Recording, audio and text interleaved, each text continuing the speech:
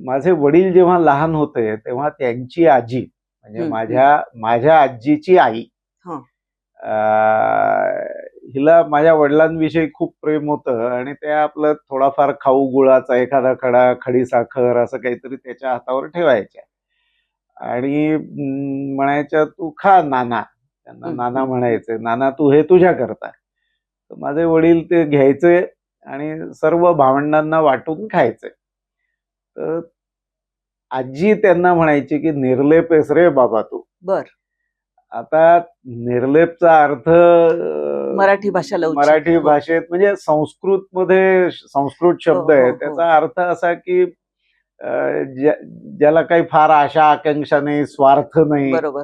अशा व्यक्तीला निर्लेप व्यक्ती हं, म्हणतात. हं, तर त्यामुळे ते नाव माझ्या आत्याच्या लक्षात होतं. हं. आणि जेव्हा भांड्याला काय नाव ठेवायचं त्याच्या सगळ्या प्रॉपर्टीज आत्यानी बघितल्या, त्याच्यात डोसे वगैरे करून बघितले आणि ती म्हणाली, की "नाना या भांड्याला तुझं लहानपणीचं नाव देऊ आपण निर्लेप." निर्लेप. बर. असं ते निर्लेप नाव आलं. पण ते इतकं चपखल बसलं त्या हो, हो. प्रॉडक्टला आणि पुढे ते पायोनियर्स असल्यामुळे ते नाव भारतातच नव्हे तर भारताच्या बाहेरही पॉप्युलर झालं. आणि त्यामुळे कुठलंही नॉनस्टिक भांडं असलं तरी त्याला निर्लेप हो. असं म्हटलं जायचं. पण ते पायोनियर असल्यामुळे हं. आणि नावातच त्या भांड्याच्या गुणवैशिष्ट्यांचा समावेश. गुणवैशिष्ट्यांचा हो. समावेश असल्यामुळे बरोबर.